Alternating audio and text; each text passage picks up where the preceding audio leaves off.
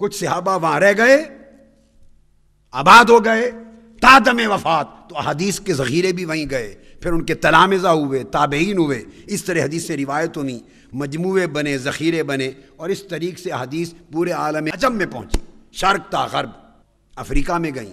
ادھر مدینہ طیبہ کی سرزمین پر حضور کی حدیثوں کا ذخیرہ دینے والے حضرت ابو بکر، حضرت عمر، حضرت عثمان، حضرت علی، مدینہ میں ابو ہریرہ، حضرت عائشہ، عبداللہ بن عمر، ابو سعید خدری، زید بن ثابت جیسے صحابہ تھے جن کے حلقات علم حدیث تھے۔ مدینہ ایک مرکز علم حدیث تھا۔ پھر ان کے شاگرد جن کا تخرج ہوا، جو گریجویٹ ہوئے، خریج جو ان سے فاضل ہو کے نکلے مدینہ میں، جنہوں نے اگلی نسلوں تک ذخیرہ علم حدیث پہنچایا۔ میں گیپ فل کر رہا ہوں کہ کہاں گیپ تھا۔ وہ سعید بن مسیب مدینہ میں محدث ہوئے، عروہ بن زبیر مدینہ میں محدث ہوئے، ابن شہاب الزہری مدینہ میں محدث ہوئے، عبید اللہ بن عتبہ بن مسعود مدینہ میں محدث ہوئے، سالم بن عبداللہ بن عمر، یہ سب تابعین ہیں، صحابہ کے بیٹے، یہ مدینہ کے محدث ہوئے۔ محمد بن المنقدر مدینہ کے محدث ہوئے۔ یہ ذخیرے متصلاً آگے پہنچے سند متصل کے ساتھ۔ پھر ادھر مکہ معظمہ میں عبداللہ ابن عباس تھے، اور مکہ میں عتاب بن اسید تھے، عتاب بن اسید، جن کو آقا علیہ السلام نے امیر مقرر کیا تھا نماز کے لیے اپنے گھر والوں کے لیے۔ وہ خالد بن اسید کے بھائی ہیں، وہ بھی مکہ میں محدث ہوئے۔ حکم بن ابی العباس بھی مکہ میں تھے، عثمان بن ابی طلحہ بھی مکہ میں تھے، عبداللہ بن زبیر بن العوام بھی مکہ میں تھے۔ اور ان سے پڑھ کر محدث بننے والے آگے تابعین جنہوں نے ذخیرہ علم ان سے تحریری کتابوں کی صورت میں بھی لیا، روایتاً بھی لیا، کتابتاً بھی لیا، وہ حضرت مجاہد بن جبر ہوئے، حضرت عطا بن ابی رباح ہوئے، حضرت طاؤس بن کیسان ہوئے، حضرت اکرمہ مولا ابن عباس ہوئے۔ یہ محدثین مکہ تھے۔ پھر کوفہ حضرت فاروق اعظم رضی اللہ تعالیٰ عنہ کے عہد میں فتح ہوا۔ آپ نے حضرت عبداللہ ابن مسعود کو وہاں بھیجا رضی اللہ تعالیٰ عنہ کو چیف جسٹس بنا کر۔ پھر سیدنا مولا علی المرتضیٰ نے پایہ تخت دار السلطنت دار الخلافت منتقل کر لیا۔ جب کوفہ دار الخلافت بن گیا تو 1500 صحابہ کوفہ میں منتقل ہو گئے۔ امام ابن حجر بیان کرتے ہیں 1500 صحابہ کوفہ میں سیٹل ہو گئے جا کر۔ عجم تھا، فارس کا حصہ تھا، مگر جہاں 1500 صحابہ کے گھر بن گئے ہوں وہ عجم کہاں رہا؟ اس کوفہ سے امام اعظم ابو حنیفہ نکلے، اس کوفہ سے جہاں 1500 صحابہ نے علم حدیث پھیلایا۔ اور کوفہ کے اس کے اندر 1500 صحابہ میں سے 300 صحابہ اصحاب الشجرہ میں سے تھے، جو بیعت رضوان کی تھی، جنہوں نے آقا علیہ السلام کے ہاتھ دست مبارک پر 6 ہجری کو اصحاب الشجرہ بیعت رضوان کرنے والے 1400 صحابہ، ان 1400 میں سے 300 صحابہ کوفہ میں منتقل ہو گئے تھے۔ اتنے عظیم صحابہ 300 کوفہ میں۔ اور پھر آگے 70 بدری صحابہ وہ بھی کوفہ میں سیٹل ہو گئے، اہل بدر صحابہ، بدریین 70، علم حدیث، ذخائر، کتابیں، صحائف سب ساتھ لے گئے، روایت بھی رہی، کتابت بھی رہی۔ پھر وہاں جن کے مراکز علم حدیث کے روایت کرنے والے مشہور ہوئے، عبداللہ ابن مسعود رضی اللہ تعالیٰ عنہ کے بعد وہ خود مولا علی المرتضیٰ تھے۔ پھر حضرت سعد بن ابی وقاص تھے، پھر حضرت سعید بن زید بن عمر تھے، پھر عبداللہ بن مسعود تھے۔ یہ سارے جلیل القدر صحابہ اور دیگر 70 بدری صحابہ اور 300 بیعت رضوان کے صحابہ اور 1500 صحابہ، سب نے احادیث کے ذخائر اپنے اپنے صحائف، تحریری مسودات اور اپنی زبانی روایتیں کوفہ میں علم حدیث کی پہنچائیں۔ پھر ان سے پڑھ کے نکلنے والے 60 محدث تابعین میں صرف عبداللہ ابن مسعود کے شاگرد ہوئے۔ 60 شیوخ الحدیث جو ائمہ حدیث بنے تابعین میں، وہ تنہا عبداللہ ابن مسعود ایک صحابی کے شاگرد تھے۔ ان میں حضرت الربیع بن خثیم ہیں، الربیع بن خثیم، تمام کتبیں اٹھا کے دیکھیں۔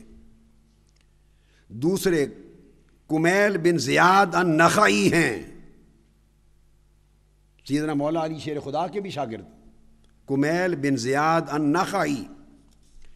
تیسرے عامر بن شراحیل الشعبی، یہ محدث بتا رہا ہوں، جنہوں نے کتب احادیث کی لی، ذخائر لیے، کتابت کی، یاد کی، اور متصل سند کے ساتھ متقی صحابہ سے متقی تابعین، اور احادیث کو تحریراً بھی منتقل کیا، روایتاً بھی منتقل کیا۔ اور انہی میں پھر سعید بن جبیر الاسدی تھے، انہی میں حضرت ابراہیم النخعی تھے، ان میں ابو اسحاق السبیعی تھے، ابو اسحاق عمرو بن عبداللہ السبیعی، ان میں پھر عبد الملک بن عمیر تھے، ان میں پھر علقمہ بن قیس النخعی تھے، علقمہ بن قیس النخعی۔ ان محدثین میں پھر اسود بن قیس العجلی الکوفی تھے، اسود بن قیس العجلی الکوفی۔ ایک ایک لفظ کھول کھول کے اس لیے پڑھ رہا ہوں تاکہ سننے والے سن کر علماء، اساتذہ، طلباء تلفظ، الفاظ صحت کے ساتھ ناموں کا بھی یاد کر لیں، درستگی ہو جائے، کیونکہ مشکل ترین کام ہے ان ناموں کی صحت، اس لیے دہرا رہا ہوں۔ ان میں اسود بن سعید الحمدانی تھے،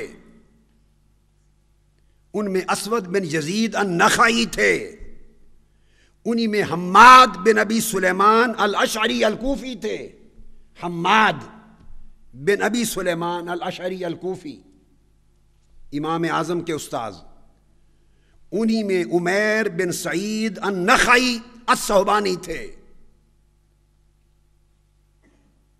انہی میں ابو عبد الرحمن السلمی الکوفی تھے، اور انہی میں امام اعظم ابو حنیفہ نعمان بن ثابت الکوفی تھے۔ یہ سارے جب 1500 صحابہ کا گھر ہو گیا یہ خطہ، تو کتنے ہزار محدثین آگے پیدا ہوئے۔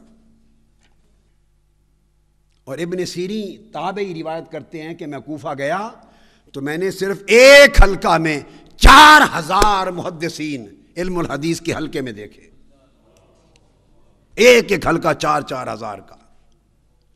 اور پھر ایک روایت کئی طرق سے کئیوں کے پاس جاتی اور مختلف طرق سے جمع ہو کے آتی، اس میں غلطی کا امکان کہاں رہ جاتا، کتابوں سے توثیق ہوتی، ایک کی روایت دوسرے کے ساتھ مقارنہ ہوتا، کوئی گیپ نہ تھا۔ پھر ادھر بصرہ میں جلیل القدر صحابہ جا کے نزیل ہوئے، اترے، ان میں حضرت انس بن مالک رضی اللہ تعالیٰ عنہ بھی بصرہ گئے، اور وہ امام البصرہ بنے حدیث میں انس بن مالک رضی اللہ تعالیٰ عنہ فتح ہوا۔ تو ابو موسیٰ اشعری رضی اللہ تعالیٰ عنہ بھی بصرہ گئے، عبداللہ ابن عباس بھی گئے، ان کو عمارت دی گئی سیدنا علی شیر خدا کے زمانے میں۔ پھر عتبہ بن غزوان المازنی، عتبہ بن غزوان المازنی، یہ بصرہ گئے، یہ صحابہ کرام ہیں جو احادیث کی کتب اور ذخائر لے کر گئے۔